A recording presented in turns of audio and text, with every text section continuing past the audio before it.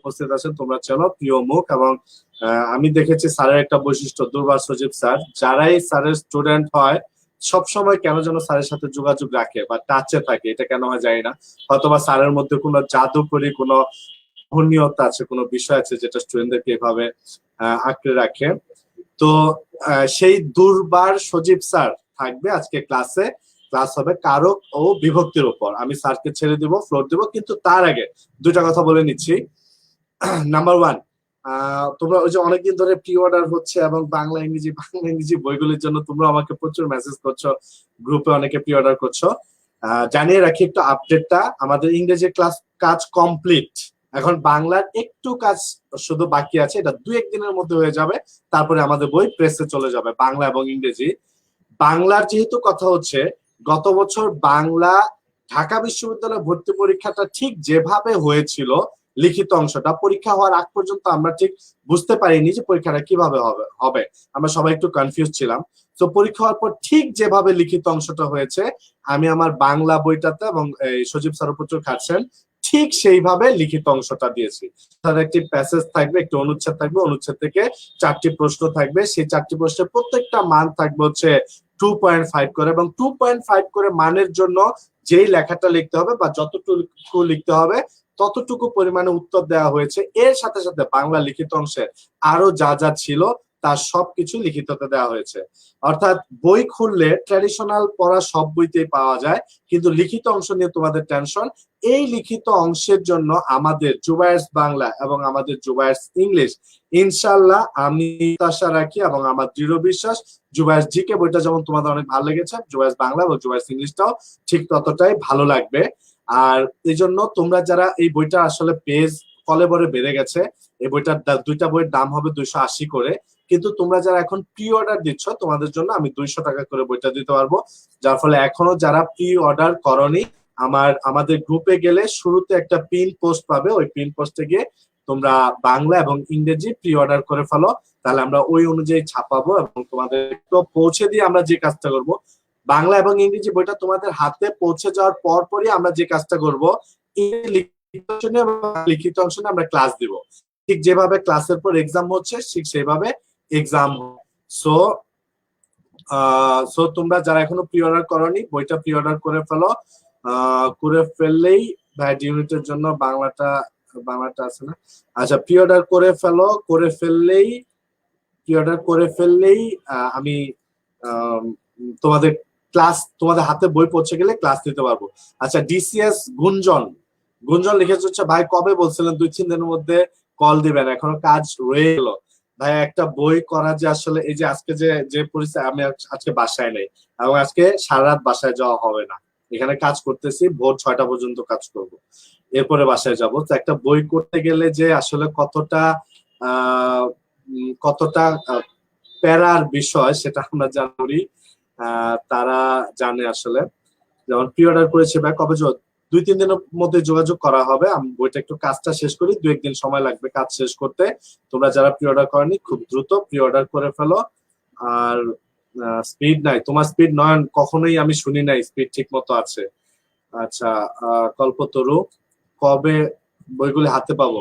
আমরা 2-3 দিন পরে বই প্রেসে দিব, ছাপতে আরো 5-6 দিন লাগবে, এরপরে তোমরা বই হাতে পেয়ে যাবে।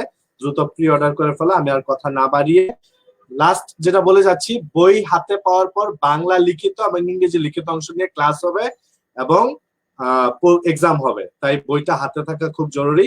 আমি সজীব স্যারকে দিয়ে দিচ্ছি, আশা করছি তোমাদের চমৎকার একটি ক্লাস হবে, শেষ পর্যন্ত তোমরা থাকবে এবং শেষে আমি একটু রিভিউ নিব ক্লাস কেমন হলো, উপকার কেমন পেলে। আর আজকে হচ্ছে 23 তারিখ, রাইট? আজকে হচ্ছে 23 তারিখ। আমাদের এই ক্লাসের উপর যা যা শিখবে আজকে এই ক্লাসের উপর এক্সাম হবে হচ্ছে 25 তারিখ রাত 9টায়। আমাদের গত দুইটা এক্সামে সাধারণ জ্ঞানে এক্সাম দিয়েছ 804 জন, ইংরেজিতে এক্সাম দিয়েছ 720 জনের মতো। আমি চাই বাংলার এক্সাম যেন 1000 জনের উপরে দাও, তাহলে প্রতিযোগিতাটা বেশি হবে, আমরা সেরাদেরকে নির্বাচিত করব।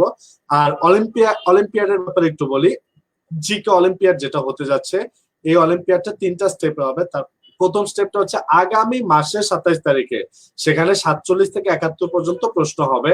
তো তার আগেই আমি তোমাদেরকে 47 থেকে 71 ক্লাস নিব এবং এক্সাম নিয়ে আমি তোমাদেরকে জিকের জন্য প্রিপেয়ার করে রাখবো। এখন তোমাদের কাজ শুধু রেজিস্ট্রেশন করে রাখা। সো আমি আর কথা বাড়াচ্ছি না। সজীব স্যার, আমি সজীব স্যারকে ছেড়ে দিচ্ছি। দেখা যাক সজীব স্যার আজকে কারক এবং বিভক্তি।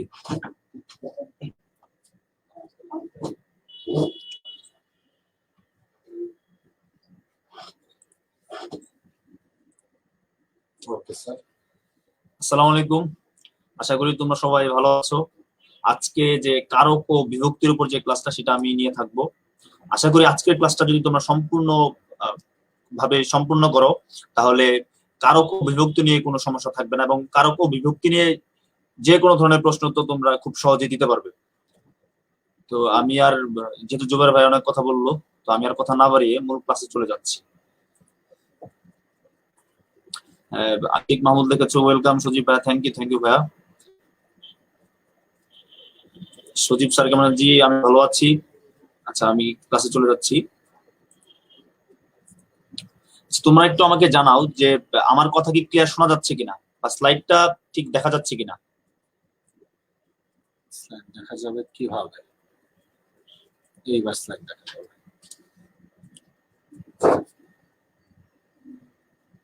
তোমরা সবাই কি স্লাইড দেখতে পাচ্ছ? হ্যাঁ, ওকে।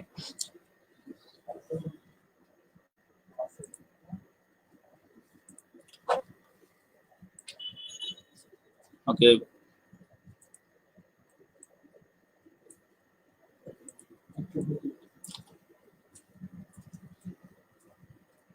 তো আজকে আমি যে বিষয় নিয়ে আলোচনা করবো সেই বিষয়টি হলো বাংলা ব্যাকরণের সব থেকে গুরুত্বপূর্ণ এক বিষয়, কারক ও বিভক্তি। গত ক্লাসে আমি কারক ও বিভক্তি নিয়ে হালকা আলোচনা করেছিলাম।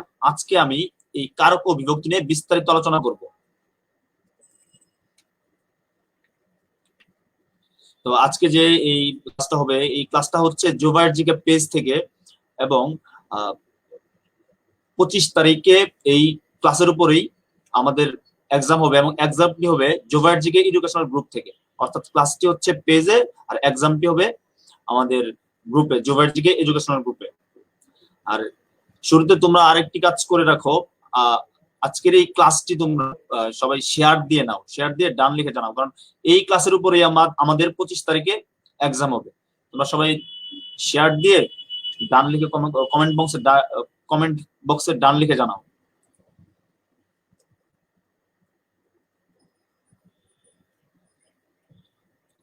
আয়েশা আক্তার লিখেছো ডান।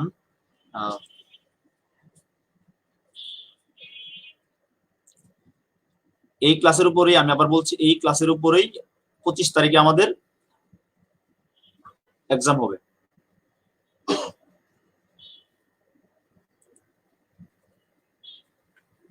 আচ্ছা শুরু করছি। শুরুতেই আমি বলেছিলাম যে আজকে আমি কারক ও বিভক্তি নিয়ে বিস্তারিত আলোচনা করব। তো শুরুতেই বিভক্তি নিয়ে আলোচনা করি। বিভক্তির সংজ্ঞা যদি আমরা দিই তাহলে এভাবে সংজ্ঞা দেওয়া যায়, বাক্যস্থিত একটি শব্দের সঙ্গে অন্য শব্দের মিল সাধনের জন্য শব্দের সঙ্গে যে সকল বর্ণ যুক্ত হয় তাদের বিভক্তি বলে। অর্থাৎ একটি বাক্যের মাঝে যে সকল শব্দ থাকবে তাদের মাঝে অন্য শব্দের যে মিল, এইটা সাধনের জন্য যে সকল বর্ণযুক্ত হয় তাদের বিভক্তি বলে। যেমন আমি এখানে একটা উদাহরণ দিয়েছি যে ছাদে বসে মা শিশুকে চাঁদ দেখাচ্ছেন। এখানে যদি আমি বলি যে ছাদ বস মা শিশু চাঁদ দেখাচ্ছেন, তাহলে কিন্তু আমি কিছু বুঝতে পারবো না। বা বাক্যের মাঝে যে শব্দগুলো আছে, যেমন ছাদ একটি শব্দ, বস একটি শব্দ, শিশু একটি শব্দ, এই শব্দগুলোতে যদি আমি বিভক্তি ব্যবহার না করি তাহলে কিন্তু সঠিকভাবে আমরা বুঝতে পারবো না। এই জন্য এই ছাদের জায়গায় আমি লিখেছি ছাদে, এ যোগ করেছি। এই যে অতিরিক্ত একটা বর্ণ যোগ করলাম, এ বসের ক্ষেত্রেও এ, বস প্লাস এ, এটা যোগ করেছি। শিশুর ক্ষেত্রেও, শিশুকের ক্ষেত্রেও কে, এই যে এ এবং কে, এই যে এই বর্ণগুলো যোগ করেছি, এগুলো হলো বিভক্তি।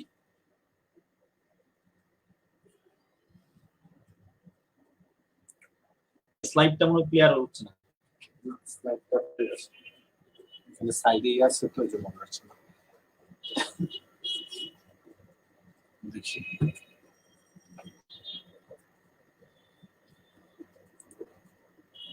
এটা করলে দেখা যাবে না, এইভাবে নিতে হবে।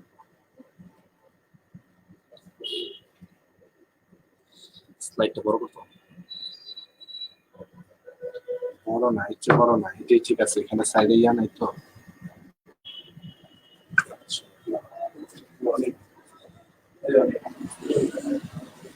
ওকে, আমি বলেছি বিভক্তির ক্ষেত্রে বলেছি যে বাক্যস্থিত বাক্যের মাঝখানে যে শব্দগুলো থাকবে সেই শব্দগুলোর মাঝখানে মিল সাধনের জন্য যে সকল বর্ণ আমি যোগ করব তাদেরকে বিভক্তি বলবো। যেমন ছেলেকে ধরা, এখানে আমি ছেলের সঙ্গে কে কে যোগ করেছি, এই কেটাই হচ্ছে বিভক্তি।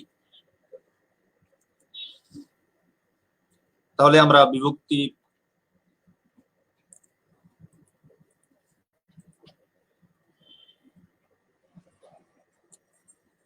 এখন আসি বিভক্তির প্রকারভেদে। আমরা বিভক্তির প্রকারের সম্পর্কে আসলে দেখতে হবে 7টি সম্পর্কে আমরা জানি, যে প্রথম থেকে সপ্তমী পর্যন্ত, প্রথমা, দ্বিতীয়া, তৃতীয়া, চতুর্থী, পঞ্চমী, ষষ্ঠী, সপ্তমী। প্রথম বিভক্তিকে বলা হয় শূন্য বিভক্তি। যদি কখনো বিভক্তি না থাকে তাহলে সেক্ষেত্রে কোনো শব্দ যদি আমরা বিভক্তি না পাই সেটা শূন্য বিভক্তি বলে গণ্য হবে। এবং দ্বিতীয়ার ক্ষেত্রে কে রে, তৃতীয়ার ক্ষেত্রে দ্বারা দিয়া কর্তৃক, চতুর্থীর ক্ষেত্রে কে রে, পঞ্চমী হতে থেকে চেয়ে, ষষ্ঠী র এর এবং সপ্তমী এ ও তে। ওকে, একটা জিনিস তোমরা লক্ষ্য করে দেখবে যে ভাই স্লাইডটা মনে ক্লিয়ার না, ক্লিয়ার না হলেও এভাবেই ক্লাস করতে হবে। আগে তো আমরা ইয়ে দিয়ে করতাম, একটু ঝাপসা বোঝা যাচ্ছে, কিন্তু যতটুকু বোঝা যাচ্ছে ততটুকু করতে হবে। একটু বুঝতে বলুন, একটু বুঝতে কষ্ট হইলো। আজকে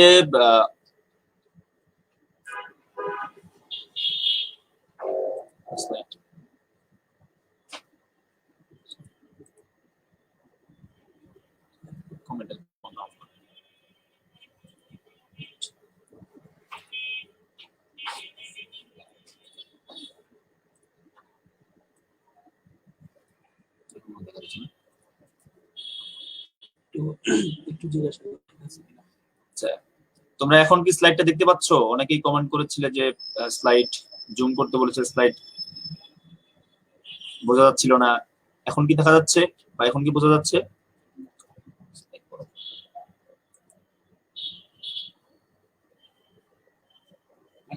ঠিক আছে, এখন কি ঠিক আছে?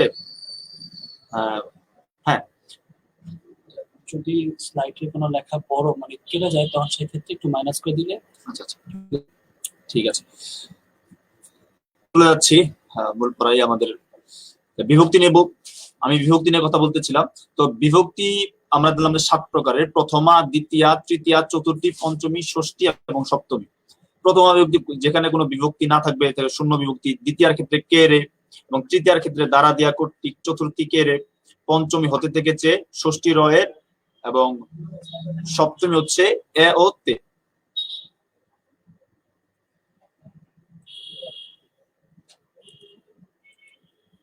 তো একটা জিনিস এখানে দেখা যায় যে দ্বিতীয়ার ক্ষেত্রেও লিখেছি আমি কে রে এবং চতুর্থীর ক্ষেত্রেও লিখেছি কে রে, দুইটা একই হলো। তাহলে যদি আমাদের কারক নির্ণয় করতে বলে তাহলে আমরা কখন চতুর্থী বুঝতে পারবো বা চতুর্থী নির্ণয় করব, কখন দ্বিতীয় নির্ণয় করব। এর ক্ষেত্রে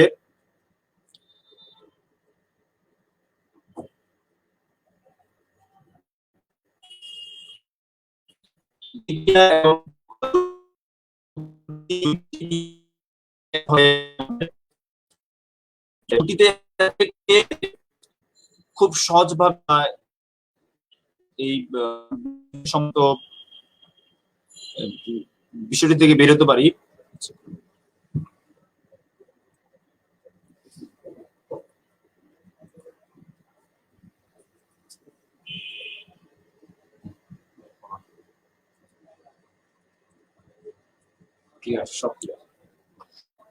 ওকে, আমাদের প্রথমে একটু সমস্যা হচ্ছিল, এখন ঠিক আছে। আচ্ছা, বিভক্তির ক্ষেত্রে বলেছিলাম যে দ্বিতীয়া এবং চতুর্থী বিভক্তি একই রকম। তাহলে আমরা কখন দ্বিতীয়াকে নির্ণয় করব আর কখন চতুর্থীকে নির্ণয় করব, খুব সহজেই নির্ণয় করতে পারবো। জাস্ট একটি জিনিস তোমরা মনে রাখবে যে যেখানে যে বিভক্তির ক্ষেত্রে সম্মান আসবে, শব্দের ক্ষেত্রে সম্মান সম্মান বুঝতে পারবো আমরা, সেটি হলো চতুর্থী, অর্থাৎ সম্মান সূচক কে হচ্ছে চতুর্থী। যেমন আমি বললাম যে বাবাকে ভয়, তাহলে বাবার হচ্ছে আমাদের সম্মান আসে। কিন্তু আবার বললাম সাপকে মারা, এক্ষেত্রে সাপকে মারা এখানেও কে আছে, আবার বাবাকে ভয় এখানেও কে আছে, বাবার প্রতি যেহেতু সম্মান আসে আমাদের, সেহেতু এটি হবে চতুর্থী। এবং সাপকে মারা, এখানে সাপের প্রতি যেহেতু আমাদের তেমন কোনো সম্মান আসতেছে না, এই জন্য এটি দ্বিতীয় বিভক্তির উদাহরণ। তাহলে আমি তোমাদেরকে বলেছিলাম যে বিভক্তি নির্ণয়ের ক্ষেত্রে যদি সম্মান আসে তাহলে সেটি হবে চতুর্থী, আর যদি সম্মান না আসে তাহলে সেটি হবে দ্বিতীয়া। তাহলে তোমরা যদি বিভক্তিটা বুঝে থাকো তাহলে এই প্রশ্নের উত্তরটা দাও। গুরুকে সম্মান করো, এখানে গুরুকে শব্দটিতে কোন বিভক্তির ব্যবহার হয়েছে? অপশন এ দ্বিতীয়া, অপশন বি চতুর্থী। গুরুকে সম্মান করো, এখানে গুরুকে শব্দটিতে কোন বিভক্তির ব্যবহার হয়েছে?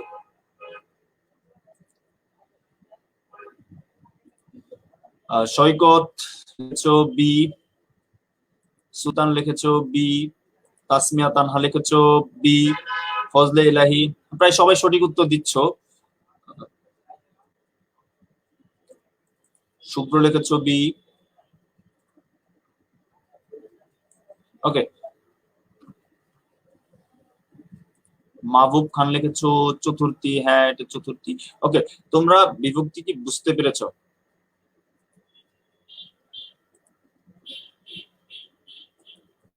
ওকে, আমি চলে যাচ্ছি পরবর্তী স্লাইডে।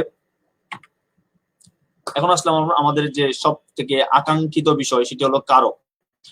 প্রতি বছরই বিভিন্ন ভর্তি পরীক্ষায় বা বিভিন্ন নিয়োগ পরীক্ষায় বিশ্ববিদ্যালয়ে এই বিষয়টি থেকে একটি না হয় দুটি প্রশ্ন থেকে থাকে। তো কারক, কারককে যদি আমি ভাঙি তাহলে দুটি জিনিস পাবো, ক্রি প্লাস ন। আবার এই ক্রি শব্দটির অর্থ হলো ক্রিয়া, আর নক শব্দটির অর্থ হলো সম্পর্ক। অর্থাৎ আমি যদি প্রাথমিকভাবে যাই তাহলে ক্রিয়া প্লাস সম্পর্ক, সুতরাং কোথাও না কোথাও ক্রিয়ার সঙ্গে সম্পর্ক আছে। হ্যাঁ ভাইয়া, কারক বিষয়টাই হলো ক্রিয়ার সঙ্গে অন্য পদের যে সম্পর্ক থাকবে, ক্রিয়াপদের সঙ্গে অন্য পদের যে সম্পর্ক থাকবে সেটাই কারক। আমি যদি সংজ্ঞায় চলে যাই তাহলে কারকের সংজ্ঞা আমরা এভাবে দিতে পারি যে বাক্যে অবস্থিত ক্রিয়াপদের সাথে নাম পদের যে সম্পর্ক তাকে কারক বলে। যেমন আমি এখানে উদাহরণ দিয়েছি, রহিম বাজারে যায়, এখানে ক্রিয়াপদ হচ্ছে যায়, তাহলে এর সঙ্গে আমি সম্পর্ক খুঁজবো। রহিম একটা নাম পদ, তাহলে কে বাজারে যায়, মানে আমি কারক যদি নির্ণয় করতে চাই তাহলে অবশ্যই আমাকে প্রশ্ন করতে হবে। কাকে প্রশ্ন করবো? আমি ক্রিয়াকে প্রশ্ন করব। ক্রিয়াকে প্রশ্ন করার মাধ্যমেই আমি কারক নির্ণয় করতে পারবো। যেমন রহিম বাজারে যায়, কে বাজারে যায়? রহিম, সুতরাং রহিম হচ্ছে একটি কারক। রহিম কোথায় যায়? বাজারে যায়, সুতরাং বাজারে হচ্ছে একটা কারক। অর্থাৎ সহজেই একটা জিনিস শুধু মনে রাখবে, ক্রিয়াপদের সঙ্গে নাম পদের যে সম্পর্ক তাকেই কারক বলে। এখন কারক নির্ণয়, কিভাবে আমরা কারক নির্ণয় করতে পারি? কারক আমি বলেছিলাম যে ক্রিয়ার সাথে সম্পর্ক, ক্রিয়ার সঙ্গে নামপদের সম্পর্ককেই কারক বলে। অর্থাৎ কারক নির্ণয় করতে হলে তাহলে আমাদের অবশ্যই ক্রিয়াকে প্রশ্ন করতে হবে। আমি ক্রিয়াকে প্রশ্ন করে যদি যে উত্তর পাবো সেটা সেই কারক হবে। যেমন আমি লিখেছি স্লাইডে, কে বা কারা দিয়ে যদি প্রশ্ন করা হয় তাহলে সেটা কর্তৃকারক। কি বা কাকে দিয়ে প্রশ্ন করলে কর্ম, কিসের দ্বারা করণ, কি বা কাকে সম্প্রদান, কোথা থেকে, আমি যদি কোথা থেকে দিয়ে প্রশ্ন করি তাহলে যে কারক পাবো সেটা অপাদান কারক, এবং কখন বা কোথায় দিয়ে যদি প্রশ্ন করি তাহলে সেটা অধিকরণ কারক। যেমন আমি একটি বাক্য লিখেছিলাম, রহিম বাজারে যায়, কে বাজারে যায়? রহিম। এক্ষেত্রে আমি কে দিয়ে প্রশ্ন করে উত্তর পেয়েছি, সুতরাং রহিম হচ্ছে একটা কর্তৃকারকের উদাহরণ। কিন্তু তোমরা দেখতে পাচ্ছ যে কর্মকারক এবং সম্প্রদান কারক দুইটার ক্ষেত্রেই কি বা কাকে লিখেছি আমি। কর্মের ক্ষেত্রেও লিখেছি কি বা কাকে, এবং সম্প্রদানের ক্ষেত্রেও লিখেছি কি বা কাকে। তাহলে তোমাদের প্রশ্ন হলো, ভাইয়া তাহলে আমরা কিভাবে বুঝবো যে এইটা কর্ম আর এইটা হচ্ছে সম্প্রদান? একটা খুব সাধারণ টেকনিক মনে রাখার মাধ্যমে আমরা কর্ম এবং সম্প্রদান কারক নিয়ে যে সমস্যা আছে সেটা দূর করতে পারি।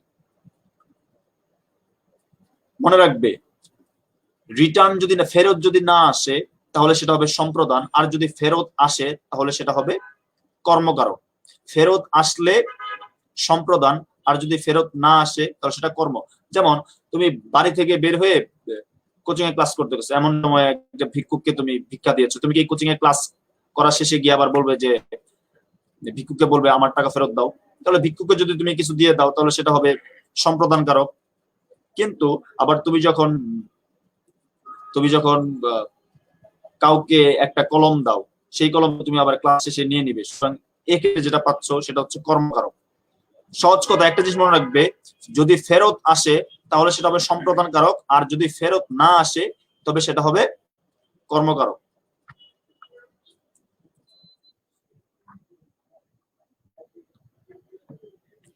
ওকে ভাইয়া।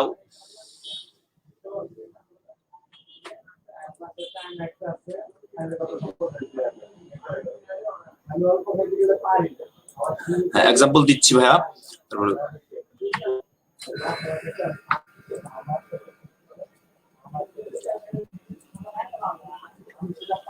এই যে তোমরা যদি এই কারকের বেসিকটা বুঝতে পারো, আমি একটু কারকের বেসিকটা বুঝেছি। আমি একটা বাক্য লিখেছি, নীলিমা প্রতিদিন তার ব্যাগ থেকে নিজ হাতে ভিক্ষুককে গোলাপ ফুল দেয়। আমি বাক্যটা আবার বলছি, নীলিমা প্রতিদিন তার ব্যাগ থেকে নিজ হাতে ভিক্ষুককে গোলাপ ফুল দেয়। এই বাক্যে ভিক্ষুককে কোন কারকে?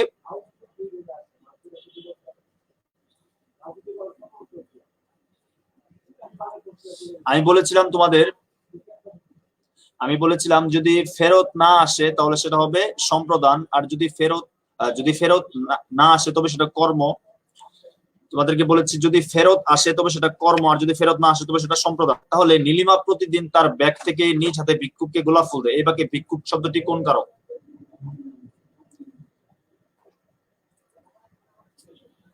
আনিসা তাসনিম ঐশী লিখেছো সম্প্রদানে দ্বিতীয়া।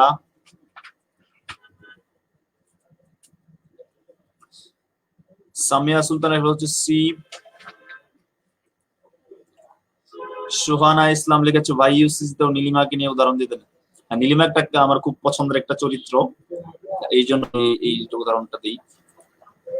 আজিজুর রহমান হাফিজ লিখেছো ডি, সম্প্রদানের চতুর্থী। প্রশ্ন উত্তর অনেকেই ভুল করছো।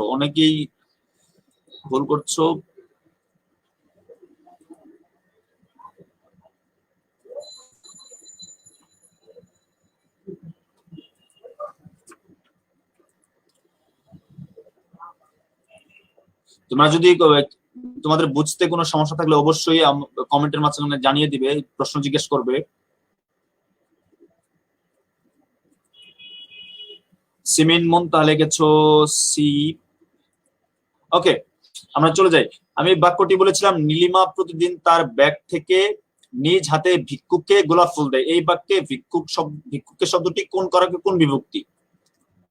ভাই আমি তোমাদেরকে একটা বিষয় বলেছিলাম, দেওয়ার পরে যদি ফেরত আসে তবে সেটা কর্ম, আর যদি ফেরত না আসে তবে সেটা হচ্ছে সম্প্রদান। তুমি যদি ভিক্ষুককে কিছু দাও তাহলে কি ফেরত চাবে? সুতরাং ফেরত চাচ্ছ না, এটা সম্প্রদান, প্রথমত সম্প্রদান কারক। এবার সেই বিভক্তির ক্ষেত্রে আমি তোমাকে বলেছিলাম যে সম্মান সূচককে সর্বদাই চতুর্থী, সম্মান সূচককে সর্বদাই চতুর্থী আমি বলেছিলাম। আমি তোমাদেরকে বলেছিলাম সম্মান সূচক সর্বদাই চতুর্থী। তাহলে এই যে ভিক্ষুকের প্রতি অবশ্যই তোমাদের সম্মান আসবে, যেহেতু ফারজানা কিয়া লিখেছো ভাইয়া আরেকবার ক্লিয়ার করুন প্লিজ। ওকে,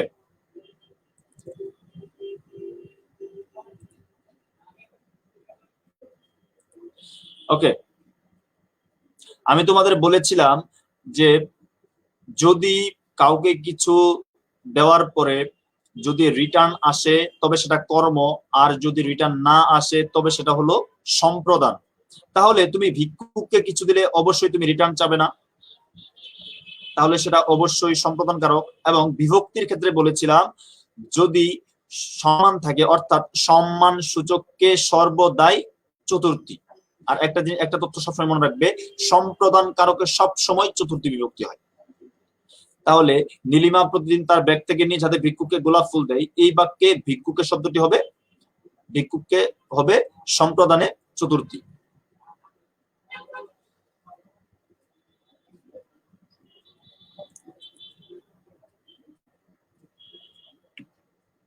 ওকে, তাহলে এবার আসি যে বাক্যটা আমি বলেছিলাম, নীলিমা প্রতিদিন তার ব্যাগ থেকে নিজ হাতে ভিক্ষুককে গোলাপ ফুল দেয়।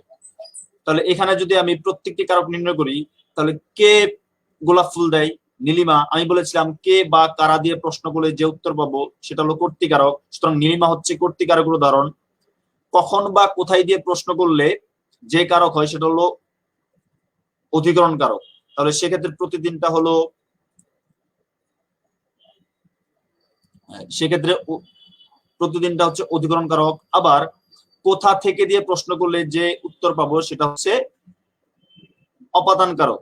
যেমন কোথা থেকে ভিক্ষুককে গোলাপ ফুল দেয়, তাহলে ব্যাগ থেকে, সুতরাং ব্যাগটা হচ্ছে অপাদান কারক। কি দিয়ে দেয়, কি জন মাধ্যমে, কি উপায়ে দেয়, কি সহায়ের মাধ্যমে দেয়, সেটা হচ্ছে, এটাতে কি দ্বারা দিয়ে প্রশ্ন করলে সেটা হচ্ছে করণ কারক, সুতরাং হাত হচ্ছে করণ কারক। আর কাকে দেয়, ভিক্ষুককে দেয়, আর যেহেতু ভিক্ষুককে দিলে রিটার্ন আসবে, সুতরাং ভিক্ষুককে সম্প্রদান কারক। কি দেয়, আমি বলেছিলাম কি বা কাকে দিয়ে প্রশ্ন করলে, কি বা কাকে দিয়ে প্রশ্ন করলে যে উত্তর সেটা হচ্ছে কর্মকারক। সুতরাং কি দেয়, গোলাপ ফুল দেয়, সুতরাং গোলাপ ফুল কর্মকারক।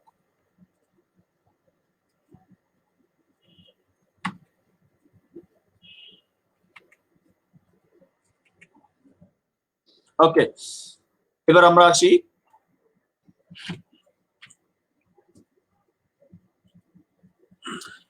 আসি কর্তৃকারকে। আগে যেতে, এক্ষেত্রে আমি বললাম যে একজন বলেছে সম্প্রদান হলেই চতুর্থ হবে, তাহলে সাপকে মাছ খেতে দিলাম, এখানেও কি চতুর্থ হবে? আর মেয়েকে পাত্রে হাতে তুলে ধরার ক্ষেত্রে কি সম্প্রদান নাকি কর্ম? এখন দেখো ভাই, সাপকে মাছ খেতে দিলাম, সাপের ক্ষেত্রে অবশ্যই তৃতীয়া হবে, কিন্তু একটা জিনিস মনে রাখতে হবে, যদি ব্যক্তিবাচক হয় এবং সেটা সম্প্রদান হয় তাহলে সেটা সর্বদাই চতুর্থী হবে। আশা করি তুমি বুঝতে পারছো। আচ্ছা, এর আগে আমি শুধু বেসিক নিয়ে আলোচনা করেছি, এখন আমি ডিটেলসে যাচ্ছি। শুরু করছি কর্তৃকারক দিয়ে। বাক্যের ক্রিয়া সম্পাদনের জন্য কর্তা সাধারণত 4 প্রকার হয়ে থাকে। 1 মুখ্য কর্তা, 2 প্রযোজক কর্তা, 3 প্রযোজ্য কর্তা এবং 4 হলো ব্যতিহার কর্তা। কর্তা মানে কি, যে কাজ করবে। আবার এই কাজ করাটাই বিভিন্ন ধরনের হতে পারে, এর উপর নির্ভর করে কর্তাকে আমরা 4 ভাগে ভাগ করেছি। 1 দিয়েছি মুখ্য কর্তা, 2 প্রযোজক কর্তা, 3 প্রযোজক এবং 4 দিয়েছি ব্যতিহার কর্তা।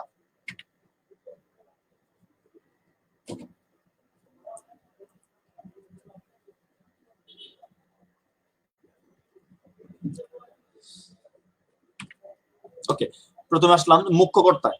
কর্তা নিজে কাজ করবে, কর্তা নিজে কাজ করবে। মুখ্য কর্তার ক্ষেত্রে কর্তা যদি নিজে কাজ করে তাহলে সেটা হবে মুখ্য কর্তার উদাহরণ। যেমন রহিম ভাত খায়, রহিম ভাত খায়, এখানে রহিম নিজে ভাত খায়, অর্থাৎ কর্তা নিজে কাজটি করছে, সুতরাং এখানে রহিম হলো মুখ্য কর্তার উদাহরণ। আর যখন কর্তা, যখন দুজন থাকবে বা দুটি কর্তা থাকবে এবং কিন্তু কাজ হবে একটা, আমি আবার বলছি, কর্তা থাকবে দুটি আর কাজ হবে একটি, সেটা হবে ব্যতিহার কর্তার উদাহরণ। যেমন ছেলে মেয়ে একসাথে স্কুলে যায়, ছেলে ও মেয়ে দুইটা কর্তা আছে, এক কিন্তু কাজ হচ্ছে একটা, স্কুলে যাওয়া। সুতরাং এক্ষেত্রে এই ছেলে মেয়ে স্কুলে যায়, এটা হবে ব্যতিহার কর্তার উদাহরণ। একটা জিনিস মনে রাখবে, মুখ্য কর্তা নিজে কাজ করবে আর ব্যতিহার কর্তা, কর্তা দুটি থাকবে কিন্তু কাজ হবে একটি। আচ্ছা, তারপর যাচ্ছে আমি প্রযোজক কর্তায়। নিজে না করে যখন অন্যকে দিয়ে করানো বোঝাবে, নিজে না করে যখন অন্যকে দিয়ে করানো বোঝাবে তখন তাকে প্রযোজক ক্রিয়া বলে। কিন্তু এর মাঝে যে কাজটি করবে, দুটি কর্তা থাকবে, যে কাজটি করবে সে হবে প্রযোজ্য কর্তা, আর যিনি করাবেন তিনি হবেন প্রযোজক। নিজে না করে অন্যকে দিয়ে করানো বোঝালে সেটা হবে প্রযোজকের উদাহরণ, কিন্তু এর মাঝে যে কাজটি করবে, যে কর্তা কাজটি করবে তিনি হবেন প্রযোজক কর্তা, আর যিনি করাবেন তিনি হলেন প্রযোজক কর্তা। যেমন আমি একটা উদাহরণ লিখেছি, শিক্ষক ছাত্রকে পড়াচ্ছেন, শিক্ষক ছাত্রকে পড়াচ্ছেন, কাজটি করাচ্ছে কে? শিক্ষক ছাত্রকে পড়াচ্ছেন, কাজ করাচ্ছে কি? কাজটি করাচ্ছে শিক্ষক। সুতরাং শিক্ষক প্রযোজক কর্তার উদাহরণ, আর ছাত্র কাজটি করছে ছাত্র, সুতরাং ছাত্র হলো প্রযোজক কর্তার উদাহরণ। আমি আবার বলছি যে নিজে না করে যখন অন্য বোঝাবে তখন সেটা প্রযোজক ক্রিয়ার উদাহরণ। আর যে কাজটি করবে সে হবে প্রযোজককর্তা, আর যিনি কাজটি করাবেন তিনি হবেন প্রযোজককর্তা। শিক্ষক ছাত্রকে পড়াচ্ছেন, এখানে শিক্ষক প্রযোজককর্তা, আর কাজটি নিজে করছে ছাত্র, সুতরাং ছাত্র হলো প্রযোজককর্তা। যদি তোমরা প্রযোজককর্তা বুঝে থাকো তাহলে আমাকে এই প্রশ্ন উত্তরটা দাও। বাবুকে খাওয়াচ্ছেন, অনেকে বলছো বাবু নিয়ে প্রশ্ন করেন, বাবু নিয়ে প্রশ্ন করেন, ঠিক আছে তোমাদেরকে বাবু নিয়ে প্রশ্ন করলাম। মা বাবুকে খাওয়াচ্ছেন, এই বাক্যে বাবু কোন কর্তার উদাহরণ? অপশন এ প্রযোজক, অপশন বি প্রযোজ্য। মা বাবুকে খাওয়াচ্ছেন, এই বাক্যে বাবু কোন কর্তার উদাহরণ? অপশন এ প্রযোজক, অপশন বি প্রযোজ্য।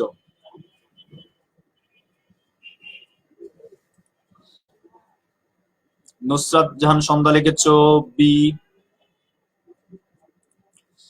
সামিয়া চৌধুরী লিখেছো বি। মা বাবুকে খাওয়াচ্ছেন, এই বাক্যে বাবু কোন কর্তার উদাহরণ?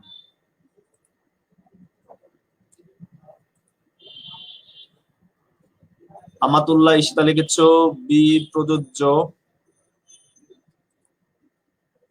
তানজিন শতা লিখেছো বি।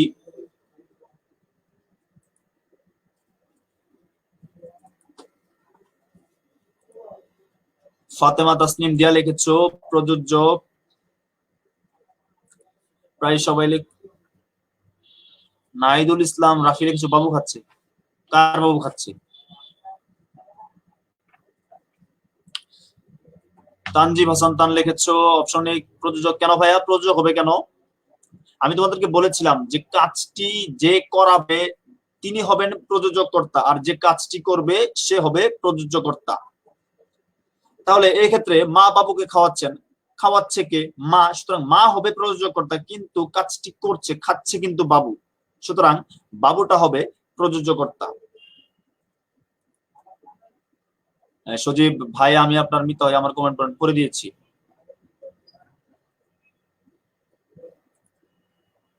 আমার কমেন্ট পড়ে না, অভিযোগ করার পথ নাই। জুয়ার ভাই সবার কমেন্ট পড়তেছেন। ওকে,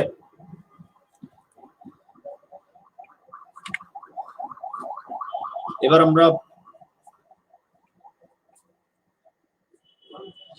আমরা চলে যাচ্ছি পরবর্তী স্লাইডে যাচ্ছি। আমাদের এবার আসছি কর্তৃকারকের পরে আমরা যেটা আলোচনা করব সেটা হলো কর্মকারক। কর্মকারকে বিভিন্ন জায়গা থেকে যে প্রশ্নগুলো থাকে, যেটা কারক দিয়ে বলে যে এখানে, বা কর্মকারক দিয়ে উদাহরণ দিয়ে বলে এটা কোন কর্মের উদাহরণ, মুখ্য কর্ম নাকি গৌণ কর্ম? ভাই বাক্যে যদি দুটি কর্ম থাকে তাহলে একটি মুখ্য হবে আর একটি গৌণ কর্ম হবে। আমি আবার বলছি, বাক্যে যদি দুটি কর্ম থাকে তাহলে একটি হবে মুখ্য কর্ম আর একটি হবে গৌণ কর্ম। যেমন যেমন যেমন আমি বললাম আমাকে কলমটি দাও, এখানে একটি হবে মুখ্য কর্ম, একটি হচ্ছে গৌণ কর্ম। তাহলে মুখ্য কর্ম বা গৌণ কর্ম নির্ণয় করবো কিভাবে? খুব সহজে আমি একটা টেকনিক দিয়ে দিয়েছি। মুখ্য কর্মের ক্ষেত্রে বস্তুবাচক থাকবে, যেমন যদি বাক্যে বস্তুবাচক থাকে, বস্তুবাচক বোঝা গেলে মুখ্য কর্ম, আর যদি প্রাণী বোঝায় তাহলে সেটা হবে গৌণ কর্ম। বাক্যে যদি দুটি কর্ম থাকে তাহলে একটি হবে মুখ্য আর একটা হবে গৌণ। বস্তুবাচক কর্মটি মুখ্য কর্ম, আর ব্যক্তিবাচক যে কর্ম সেটা হবে গৌণ কর্ম। তোমরা যদি মুখ্য কর্ম ও গৌণ কর্ম বুঝে থাকো তাহলে আমাকে এই প্রশ্ন উত্তরটি দাও। বাবা আমাকে একটি কলম কিনে দিয়েছেন, এই বাক্য সম্পর্কে নিচের কোনটি সঠিক? অপশনে আমাকে ও কলম দুটি মুখ্য, আমাকে মুখ্য কর্ম, কলম গৌণ কর্ম, আমাকে গৌণ কর্ম, কলম মুখ্য কর্ম।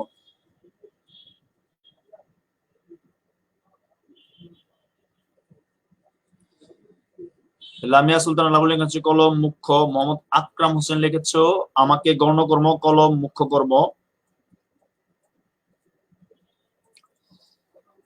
এ পর্যন্ত বাবু ডাক না শোনা আমি। অপেক্ষা করো, শুনতে পাবা, অপেক্ষা করতে হবে, ভালো জায়গায় যাইতে হবে। রাগিব রায়হান ইসলাম লিখেছো সি আমাকে গৌণ কর্ম, কলম মুখ্য কর্ম। স্বর্ণালী চক্রবর্তী লিখেছো, আর রিয়াজুল জান্নাত রিয়া লিখেছো সি। নাইম লিখেছো সি প্রায় সবাই সঠিক উত্তর দিচ্ছ। হুসাইন নূর লিখেছো সি।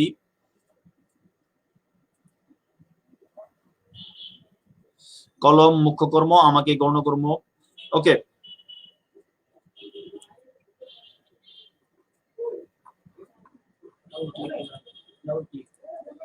ওকে, আমরা চলে যাচ্ছি পরবর্তী স্লাইডে চলে যাচ্ছি। করণ কারকে, করণ কারকের ক্ষেত্রে এটা এটা নিয়ে বেশি কথা বলার নেই, কারণ করণ শব্দের অর্থ যন্ত্র, সহায়ক বা উপায়। যদি বাক্য কোনো কিছু দ্বারা, কোনো যন্ত্রের মাধ্যমে কোনো কিছু করা বোঝায়, অর্থাৎ কর্তা যার দ্বারা ক্রিয়া সম্পন্ন করবে তাকেই করণ কারক বলে। যেমন ফুল দিয়ে মালা গাঁথে, তাহলে আমি যদি প্রশ্ন করি মালা কি দিয়ে গাঁথে বা কি দ্বারা মালা গাঁথে, তাহলে সেটা হবে ফুল দিয়ে। সুতরাং এই ফুলটা হবে করণ কারকের উদাহরণ।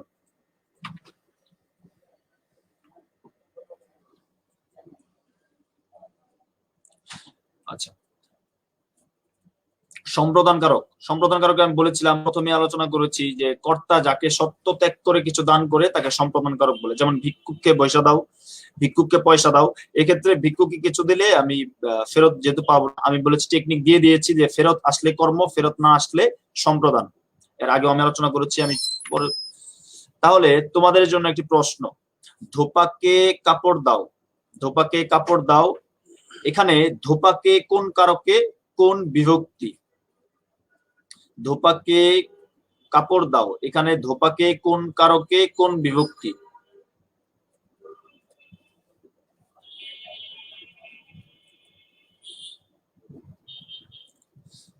মোহাম্মদ আকরাম হোসেন লিখেছো বি, তাপস লিখেছো সি, কর্মে দ্বিতীয়া। আতিফ লিখেছো সি, কর্মে দ্বিতীয়া। ধোপাকে কাপড় দাও, ধোপাকে কোন কারকে কোন বিভক্তি? আমি বলেছিলাম যে যদি রিটার্ন আসে তাহলে সেটা হবে কর্ম, আর যদি রিটার্ন না আসে তবে সেটা হবে সম্প্রদান। মিনারা বেগম লিখেছো এ, কেন সম্প্রদানে দিতে হবে কেন? আপনি কি, আমি ধোপার কাছে কাপড় দিলে অবশ্যই তুমি সেটা রিটার্ন নেবে, সুতরাং এখানে সম্প্রদান হচ্ছে না।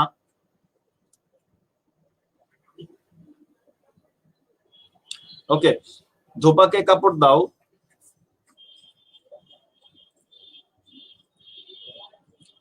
মাহফুজা নিশাত লিখেছো সি, কর্মে দিয়া। ওকে, ধোপাকে কাপড় দাও, ধোপাকে কোন কারকে কোন বিভক্তি? ভাইয়া, ধোপাকে যদি আমি কোনো কাপড় দিই তাহলে আমি 2 দিন পরে গিয়ে অবশ্যই বলবো যে আমার কাপড়টি হয়েছে কিনা, তাহলে এক্ষেত্রে আমি রিটার্ন পাচ্ছি। যেহেতু আমি রিটার্ন পাই সেহেতু সেটা হবে কর্মকারক। এবার আসি বিভক্তির ক্ষেত্রে, যে ধোপাকে, ধোপার ক্ষেত্রে এখানে অবশ্যই দ্বিতীয় বিভক্তি হবে। যদি সম্প্রদান হয় তাহলে সেটা চতুর্থী হতো, তাহলে ধোপাকে কাপড় দাও, তাহলে সেটা হবে কে রে, এখানে বিভক্তি হবে দ্বিতীয় বিভক্তি। কিন্তু একটা বিষয় ভাই, আমি তোমাদেরকে বলেছিলাম যদি সম্মান আসে তাহলে সেটা হবে চতুর্থী, আর যদি সম্মান না আসে সেটা দ্বিতীয়। ধোপাকে, ধোপার প্রতি অবশ্যই আমার একটা সম্মান আসবে, সুতরাং এটা হচ্ছে কর্মে চতুর্থী। ধোপাকে কাপড় দাও, ধোপাকে হবে কর্মে চতুর্থী। যারা যারা উত্তর ডি করেছো তাদের সবারটাই সঠিক উত্তর। ওকে,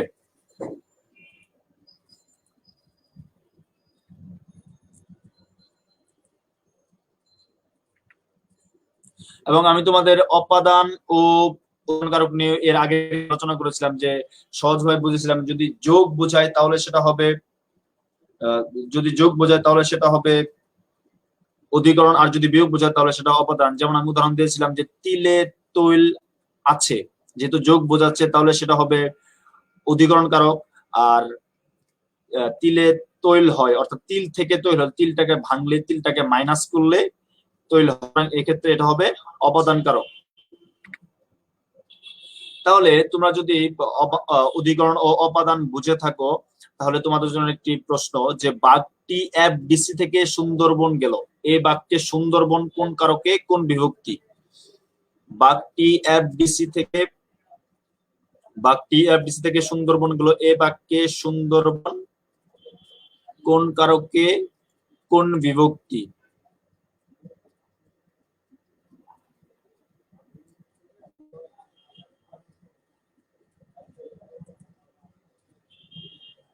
মোল্লা মাহবুর রহমান লিখেছো আমার লেখা পড়েন, আমার জন্মদিন না পড়লে মন খারাপ হবে। শুভ জন্মদিন মোল্লা মোহাম্মদ মাহবুর রহমান, অনেক অনেক শুভকামনা তোমাকে। তাহলে আমি প্রশ্নটি করেছিলাম বাক্যটি এফডিসি থেকে সুন্দরবন গেল, এই বাক্যে সুন্দরবন কোন কারণে কোন বিভক্তি?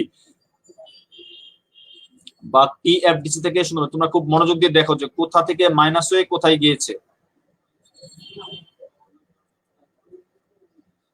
হৃদয় লিখেছো অধিকরণে শূন্য, হুসাইন নূর লিখেছো অধিকরণে শূন্য।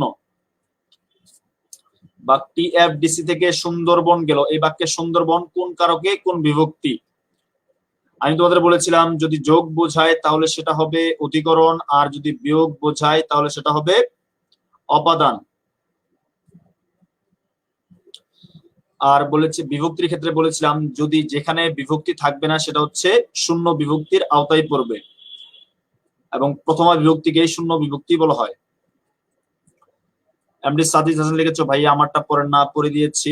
আবিদ শারিয়ার লিখেছো অপশন এ, উৎস লিখেছো অপশন এ, আব্দুল্লাহ আল মামুন লিখেছো অপশন সি।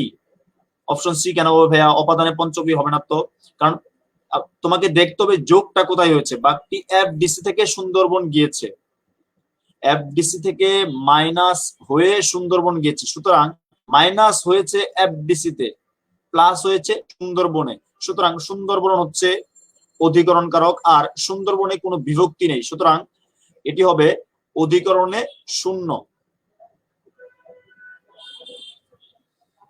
সানিয়া ফরুজ ভাইয়া আমারটা পুরোনা পড়ে দিয়েছি। আশিক মাহমুদ লিখেছো অপশনে হ্যাঁ সঠিক উত্তর, প্রায় অনেকেই সঠিক উত্তর দিয়েছো।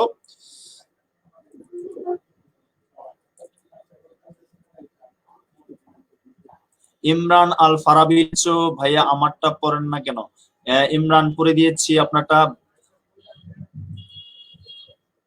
ওকে, আমরা পরবর্তী স্লাইডে চলে যাচ্ছি। এরপরে আমরা এখন আলোচনা করব অধিকরণ কারককে বিস্তারিত নিয়ে।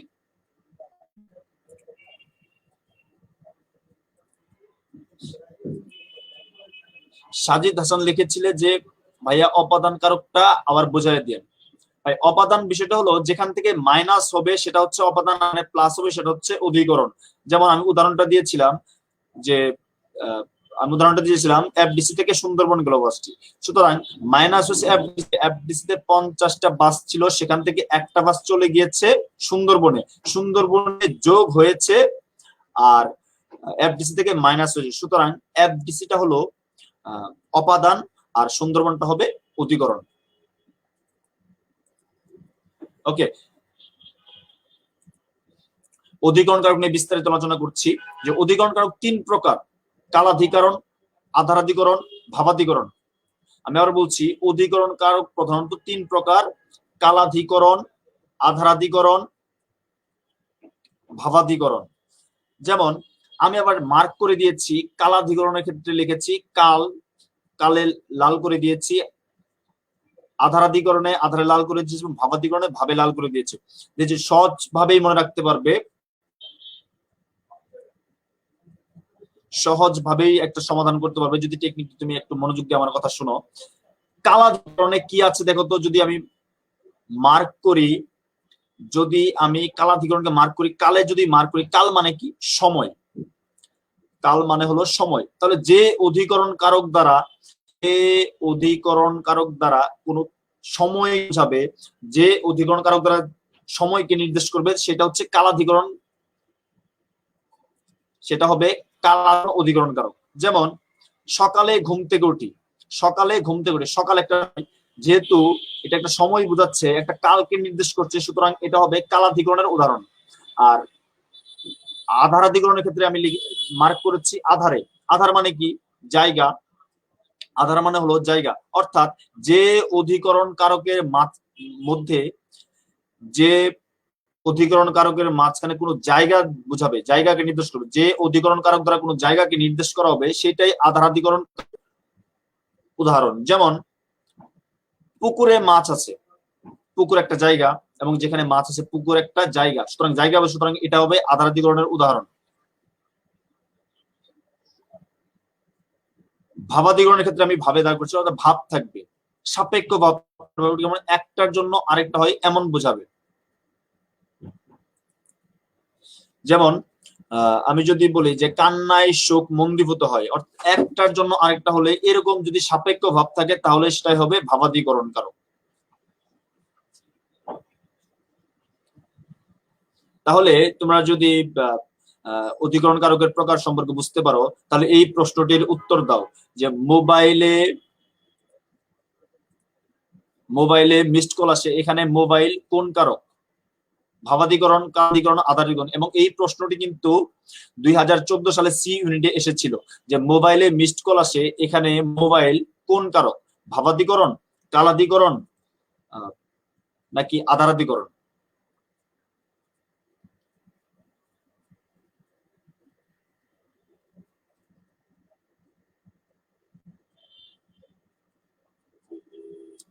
মোবাইলে মিসড কল আসে, এখানে মোবাইলে কোন কারক? অপশন এ ভাবাদিকরণ, অপশন বি কালাদিকরণ, অপশন সি আধারাদিকরণ। তামান্না রহমান লিখেছো সি আধারাদিকরণ। সাইফ শরীফ লিখেছো সি আধারাদিকরণ। আমি বলেছি মোবাইলে মিসড কল আসে, আমি আবার বলছি যদি সময় বোঝায় তাহলে সেটা কালাদিকরণ, যদি জায়গা বোঝায় আধারাদিকরণ, আর যদি সাপেক্ষ ভাব অর্থাৎ একটার জন্য আরেকটা হচ্ছে যদি এমন বোঝায় তাহলে সেটা হবে ভাবাদিকরণের উদাহরণ। মোবাইলে মিসড কল আসে, এখানে মোবাইল কোন কারক? অপশন এ ভাবাদিকরণ, অপশন বি হচ্ছে কালাধিকরণ, অপশন সি আধারাদিকরণ। আশিক মাহমুদ লিখেছো সি আধারাদিকরণ। সাকিব শিকদার সি সাবেকুন নাহার লিখেছো এ ভাবাদিকরণ। কেন ভাইয়া ভাবাদিকরণ হবে কেন? আমি বলেছি তো যদি জায়গা বোঝায় তাহলে আধারাদিকরণ। মোবাইল একটা জায়গা যেখানে মিস কল আসে, মোবাইল একটা জায়গা যেখানে এসএমএস আসে, সুতরাং মোবাইলকে যদি আমি জায়গা ধরি তাহলে সেটা হচ্ছে আধারাদিকরণ। ওকে, তোমাদের একটা জিনিস খুব ভালো লাগছে, তোমরা সঠিক উত্তর দাও বা না দাও, তোমরা সবাই যে রেসপন্সটা করছো এটা অনেক ভালো লাগার একটা বিষয়, আমার খুব ভালো লাগছে। হাসিব শিকদার ফেরদৌস লিখেছো ভাই আমারটা ঠিক হয়েছে। না ভাইয়া তোমারটা ঠিক হয়নি, তুমি লিখেছো অপশন এ, সঠিক উত্তর তো অপশন এ না, সঠিক উত্তর হলো অপশন সি, কারণ মোবাইল একটা জায়গা সেখানে মিস কল আসে। ওকে,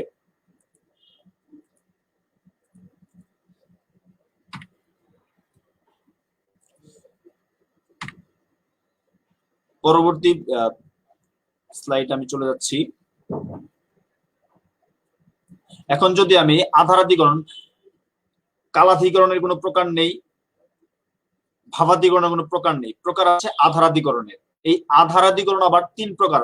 এবং একটা জিনিস খেয়াল করার মতো, বিশ্ববিদ্যালয় ভর্তি পরীক্ষার জন্য এই আধারাদিকরণ কারকটি সব থেকে গুরুত্বপূর্ণ। প্রায় প্রশ্ন আসে যে নিচের কোনটি ঐকদেশিক অধিকরণ, নিচের কোনটি অভিব্যাপক, বা নিচের কোনটি বৈষয়িক অধিকরণ।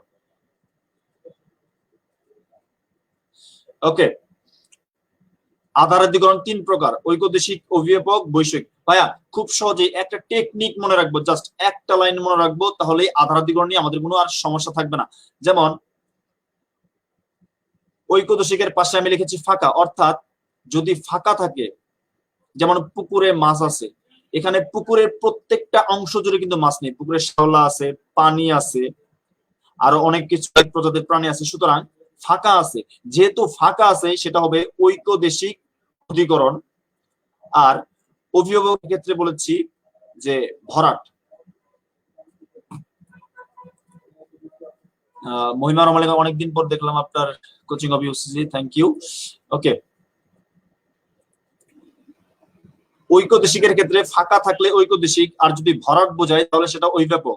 যেমন পুকুরে পানি আছে, পুকুর কিন্তু পানি দ্বারা কানায় কানায় ভর্তি, কিন্তু পুকুর কিন্তু মাছ দ্বারা কানায় কানায় ভর্তি না। যদি আমি বলি পুকুরে মাছ আছে তাহলে সেটা হবে ঐকদেশিক অধিকরণ।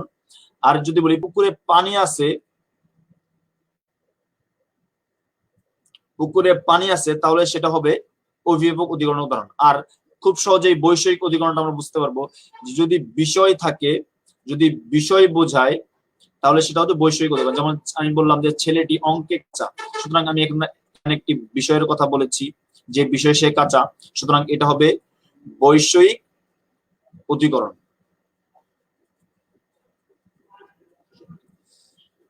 আশা করি তোমরা যদি এই আধার অধিকরণ বুঝে থাকো তাহলে তোমাদের জন্য একটি প্রশ্ন, যে সাগরে তিমি আছে, এখানে সাগরে কোন কারক? সাগরে তিমি আছে, এখানে সাগরে কোন কারক? সাগরে তিমি আছে, এখানে সাগরে কোন? অপশন এ ঐকদেশিক, অপশন বি অভিব্যাপক।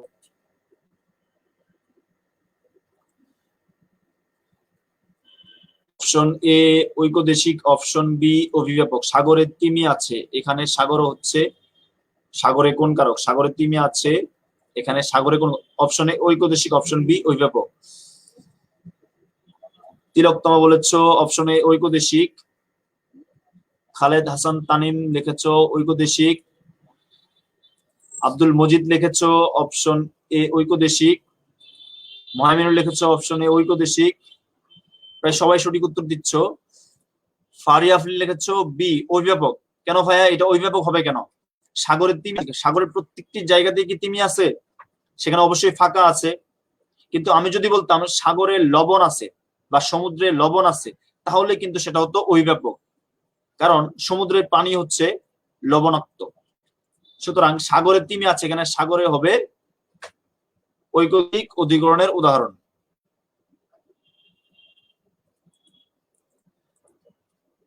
বৃষ্টি ইসলাম লিখেছ এ, তন্ময় লিখেছ এ, মোহাম্মদ ইব্রাহিম লিখেছ ঐকদেশিক, মোহাম্মদ ইব্রাহিম সঠিক উত্তর দিয়েছ ঐকদেশিক। ইশতিয়াক আবি লিখেছ ভাইয়া আমার কমেন্ট পরে নাট করে দিয়েছি। ওকে, আজকে আমরা কারক নিয়ে যে বিস্তারিত একটা প্রশ্ন আছে, একজন জিজ্ঞেস করেছো যে তিমি কোন কারক? তিমি কোন কারক ভাইয়া?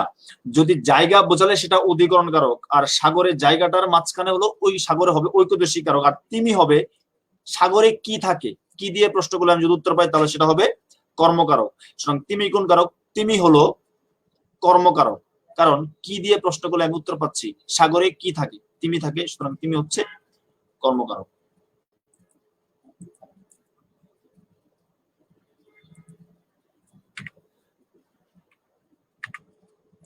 ওকে, আজকে আমি যে কারকের পুরো বিস্তারিত বিষয় নিয়ে আমি তোমাদের সামনে আলোচনা করেছি, যে বিস্তারিত আলোচনা করছি, এখন তোমরা যদি বুঝে থাকো তাহলে বিগত সালের দুটি প্রশ্ন তোমাদের সামনে আমি উপস্থাপন করছি। এতক্ষণে অরিন্দম কহিলা বিষাদে, এতক্ষণে কোন কারকে কোন বিভক্তি? অপশন এ অধিকরণে পঞ্চমী, অপশন বি কর্মে পঞ্চমী, অপশন সি অধিকরণে সপ্তমী। এতক্ষণে অরিন্দম কহিলা বিষাদে, এতক্ষণে কোন কারকে কোন বিভক্তি?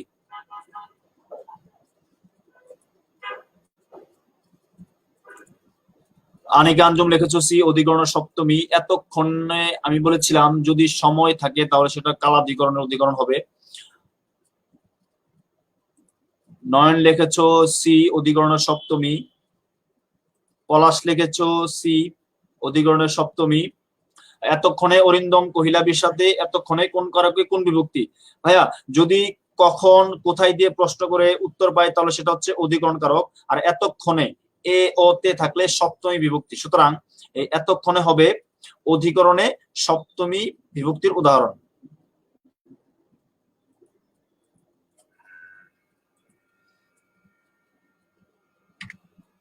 বাঁশি বাজে, প্রশ্ন তোমাদের জন্য, বাঁশি বাজে, বাঁশি কোন কারকে কোন বিভক্তি? অপশন এ কর্তায় পঞ্চমী, অপশন বি কর্মে পঞ্চমী, অপশন সি কর্মে শূন্য। অপশন এ কর্তায় পঞ্চমী, অপশন বি কর্মে পঞ্চমী, অপশন সি কর্মে শূন্য। কনক মাহমুদ লিখেছ ক সি কর্মে শূন্য, বাঁশি বাজে। মাহমুদা খানম লিখেছি আলামিন লিখেছ অপশন সি। ওকে, তোমরা সবাই প্রায় সঠিক উত্তর দিচ্ছ।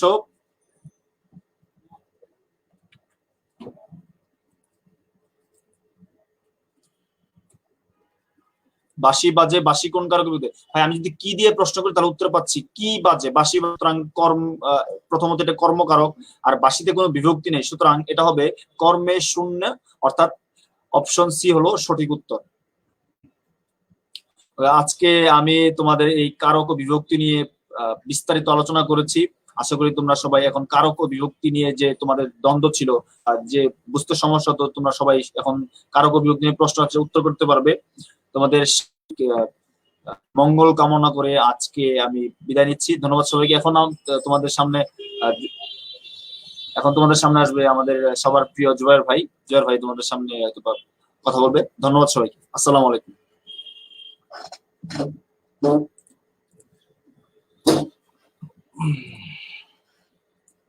সবাইকে এতক্ষণ ধৈর্য ধরে ক্লাস করার জন্য সবাইকে অসংখ্য ধন্যবাদ। আশা করি তোমরা খুব উপকার পেয়েছো ক্লাসে। আমি অনেকের কমেন্ট দেখতে পাচ্ছি, একটা বিষয় হচ্ছে অনেকেই কমেন্ট কেন পড়া হয় না এটা নিয়ে অনেক মন খারাপ করো। আসলে স্যার তো ক্লাস নেওয়ার জন্য বসেন, চোখের সামনে যেটা আসেন সেটাই পড়েন। আমি তোমাদেরকে দুইটা প্রশ্ন করব, দুইটা প্রশ্নের উত্তর দিবা আমাকে, ঠিক আছে? নাম্বার 1 কোয়েশ্চেন, ক্লাসটা কেমন লাগলো আমি একটু জানতে চাই। আজকে ক্লাসটা কেমন লাগলো? আচ্ছা, একজন লিখছে খুব কষ্ট করে যে একবারও আমার কমেন্টটা পড়লো না। কই লিখছে কে? যেমন শরীফুল ইসলাম আজ একবার কমেন্ট পড়লেন, এই যে পড়া হয়ে গেল। আচ্ছা, লিখছো যে ক্লাসটা অনেক ভালো লাগছে, থ্যাংক ইউ স্যার। একটা জোস ক্লাস ছিল ভাইয়া, এটা জয় লিখেছ, থ্যাংক ইউ ভাইয়া, আসসালামু আলাইকুম। আমি একটু জানতে চাই ক্লাসটা আজকে কেমন লাগলো, একটু তোমরা বলো। আমার কমেন্ট পড়ে না, এটা নিয়ে যেন আর কথা না হয়। টু গুড, কমেন্ট চেক করেন না। অনেক ভালো লাগছে ভাইয়া, নাইম আল আদনান। তুমি বুঝে নিও, বুঝলে আমাকে, এটা মনে হয় পার্সোনাল কথাবার্তা। ভাই অনেক খারাপ লাগলো আজ আমার একটা কমেন্ট পড়ে নাই। এখন এটার যে সমাধান কি? কমেন্ট পড়ে নাই বলে খারাপ লাগলো। আচ্ছা, তারপরে অনেকেই ভালো লিখছো, আলহামদুলিল্লাহ ভালো লিখছে, খুব ভালো ক্লাস ছিল। ওকে ফাইন, সবাই ভালো লিখছো। আমি বুঝতে পারলাম যে কেন আসলে দুর্বার সজীব স্যার ক্লাস নিলে পরে স্টুডেন্টরা সবসময় পিছনে লেগে থাকে।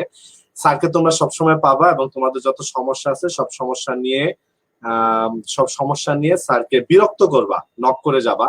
আর নাম্বার 2 কোয়েশ্চেন, আজকে একটা বিষয়কে খেয়াল করছো যে ক্লাসে স্যার একটা এক্সাম্পল বারবার, মানে এক্সাম্পলের সময় একটু এক্সাম্পল দেওয়ার সময় স্যার কিন্তু বারবার একজনকে নিয়ে এক্সাম্পল দিচ্ছিল, সেটা হচ্ছে নীলিমা। মানে নীলিমা এই করছে, নীলিমা পড়ছে, নীলিমা যাচ্ছে, রাইট? মানে স্যার বারবার বলছিল যে, একজন লিখেছে যে খুব অসাধারণ ছিল, এক কথায় ক্লাস খুব অসাধারণ ছিল। তো যেটা বলছিলাম যে আজকে ক্লাসে স্যার বারবার একটা এক্সাম্পল দিচ্ছিল, সেই এক্সাম্পলে ছিল নীলিমা। তার মানে বোঝাই যাচ্ছে কোনো না কোনো ভাবে নীলিমা স্যারের পরিচিত, রাইট? সো নীলিমাটা যে আসলে কে, জাস্ট গেস, নীলিমা কে হইতে পারে? নীলিমা, আচ্ছা দেখি। আচ্ছা, একজন লিখছে হচ্ছে বেশি সেরা, পরের বার জন্য ভাইয়াকে পাই। হ্যাঁ, আজিজ লিখছে বেশি সেরা, অবশ্যই ভাইয়াকে পাবা, ভাইয়া থাকবে। হ্যাঁ, এটা আমারও প্রশ্ন, ওই যে কে যেন লিখেছে নীলিমাটা কে, আমারও প্রশ্ন নীলিমাটা আসলে কে, এত বারবার কেন এত নাম থাকতে নীলিমা আসলো? আচ্ছা, একজন লিখছে নীলিমা, একজন লিখছে হচ্ছে নীলিমা স্যারের জিএফ, একজন লিখছে হচ্ছে, আমি উত্তর বলে দিব, আমি কিন্তু উত্তর জানাবো নীলিমা যে কে। একজন লিখছে হচ্ছে এক্স। এক্স থাকলে কি এতবার নাম নিত? বরং যতবার ভুলে যাওয়া যায়, যত ভুলে যাওয়া যায় তত ভালো। আচ্ছা, বেশিরভাগ কেন এক্স লিখতেছে? এই যে আরেকজন লিখছে যে who is Nilima, Neel plus Emon, Nilima, হ্যাঁ জিএফ মনে হয়, হইতে পারে। আচ্ছা, ভাইয়ার বাবু, সৈকত এফ তাসা লিখছে হচ্ছে ভাইয়ার বাবু, হইতে পারে। আচ্ছা, ভাইয়ার বাবু কি একটা? একজনের কথা বলে দিন, একজন। ভাইয়ার বাবু কি আসলে একটা? ভাইয়ার বাবু, আচ্ছা ভাইয়ার ক্লাস, আপনি না জেনেও না জানেন, ভাইয়ের বোন, একটা চমৎকার আছে, ভাইয়ের বোন। আচ্ছা শোনো, আমি বলতেছি একজন স্ত্রী। আচ্ছা, ওকে ফাইন, আমি বলে দিব নীলিমা যে আসলে কে, একটা মেয়ে, বলে দিব নীলিমা কে। কিন্তু তার আগে একটু বলে নেই, আজকে যে ক্লাস হলো, ক্লাসের এক্সামটা হবে হচ্ছে কত 25 তারিখ, আমাদের বইটা যদি আজকে তোমাদের হাতে থাকতো তাহলে আমি বই থেকে পড়া দিয়ে দিতাম। সো বইটা যেহেতু নাই, তোমরা কারক ও বিভক্তি পড়ো। 25 তারিখ রাত 9টায় এক্সাম হবে। আগের এক্সাম গুলোতে প্রায় 700-800 জনের পার্টিসিপেন্ট ছিল। আমি আশা করব এই এক্সামটাতে যেন 1000-এর উপরে পার্টিসিপেন্ট থাকে। আর তোমরা যারা ক্লাস করছো তারা একটু ইয়ে করে ফেলতে পারো, শেয়ার দিয়ে ফেলতে পারো। তাহলে তাহলে যেটা হবে যে ওই ক্লাসটা শেয়ার দিলে পড়াগুলি তোমার কাছেই থেকে যাবে, তুমি আবারও দেখতে পারবে বা তোমার ফ্রেন্ডরাও পড়াগুলি পাবে। তাহলে এবার একটু প্রশ্ন, যে ওই প্রশ্নটা যাই, নীলিমা আসলে কে? নীলিমা হচ্ছে ওর ইউনিভার্সিটির একজন বড় বোন, ঠিক আছে, যে যাকে সে খুব পছন্দ করে। নীলিমা আপুকে সে খুব পছন্দ করে, সে হচ্ছে সিনিয়র, অর্থাৎ সজীবের একই ঢাকা ইউনিভার্সিটির সিনিয়র। তাহলে এবার প্রশ্ন হচ্ছে সিনিয়রের সাথে তার পরিচয় কিভাবে, কার মাধ্যমে? সেটা হচ্ছে আমার মাধ্যমে, ঠিক আছে। আচ্ছা, আমারই এক কাজিন, আমার কাজিন, ওর নাম হচ্ছে নীলিমা। তো ও প্রায় আসে, দেখা করে, তো ও দেখেছে নীলিমাকে, যার ফলে হচ্ছে তার নীলিমাকে খুব ভালো লাগে। এখন সব এক্সাম্পলে চলে আসে হচ্ছে নীলিমা নীলিমা। হ্যাঁ, সিনিয়র, রাইট, এইটা ঠিক আছে। ও ভাইয়া, কে যেন লিখেছিল সিনিয়র ক্রাশ, এই যে Kalpataru, you are absolutely right, senior crush, ঠিক আছে। ওকে, তাহলে তোমাদের সাথে তো কথা হলোই। আর যারা প্রি অর্ডার এখনো করনি আমাদের বাংলা ইংরেজি বইয়ের, তোমরা আমাদের গ্রুপের শুরুতে একটা পিন পোস্ট পাবে। সেই পিন পোস্টে নিজে একটা গুগল ফর্ম দেওয়া আছে, সেখানে নিজের নাম এবং ঠিকানা লিখলে তোমাদের কাছে বই পৌঁছে যাবে। আমরা আগে কল করব, তার সাথে যোগাযোগ করব, তারপর তোমাদের কাছে বই পৌঁছে যাবে, ঠিক আছে। মোহাম্মদ ইব্রাহিম লিখেছে লুকিয়ে লুকিয়ে বড় বোনের সাথে। বড় বোনের মানে কি? সিনিয়রের সাথে ইটিস বিটিস। তুমি যখন ইউনিভার্সিটিতে ভর্তি হবা তুমি এগুলো করবা, ঠিক আছে। ওকে, তাহলে আরেকটা বিষয় একটু বলি। ওই যে প্রি অর্ডারের যে বিষয়টা এসেছে, প্রি অর্ডারের জন্য তোমরা ওই এখন প্রি অর্ডার করে রাখলে আমরা কয়েকদিনের মধ্যে তোমাদের সাথে যোগাযোগ করবো এবং ঢাকার বাইরে বই পাঠানো হবে। বই দুটার দাম রাখা হবে 200 টাকা করে। আর ঢাকা এবং ঢাকার বাইরে যার যা খরচ হয় ওইটা অ্যাড করে আমাদের এখান থেকে যোগাযোগ করবে, টিম যোগাযোগ করবে, যোগাযোগ করে তোমাদের বিকাশ করে টাকা পাঠাইতে হবে, তারপর আমরা বই দিয়ে দেবো। এরপর বই কিন্তু আর লাইব্রেরিতে সাধারণত পাওয়া যাবে না, পাওয়া যাবে হচ্ছে রকমারিতে। তখন এক একটা বই 280 করে দাম থাকবে, রকমারি আর একটু বাড়ায় ধরবে তাদের 400। তখন হচ্ছে দামটা বেড়ে যাবে।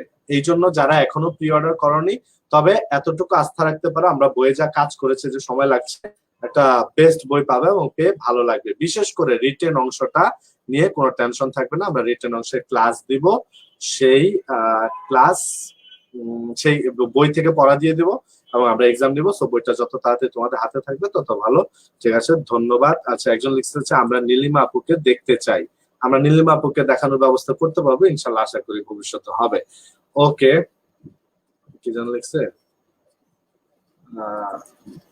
জুবায়ের আহমেদ ভাইয়া, আপনার ক্রাশ কে? আমি ভাইয়া 2008 থেকে 2010 পর্যন্ত আমার একটা পিরিয়ড ছিল, এরপর সেটা নাই হয়ে গেছে, এরপর কোনো ক্রাশ নাই। এরপর থেকে আমি চরম বাস্তববাদী, সিঙ্গেল থাকা একজন মানুষ। ওকে, ঠিক আছে, তাহলে বেস্ট অফ লাক সবাইকে। আবারও আগামী 25 তারিখে তোমরা এক্সাম অ্যাটেন্ড করো, ভালো করে এক্সামে। আশাবাদ রেখে ক্লাস শেষ করছি।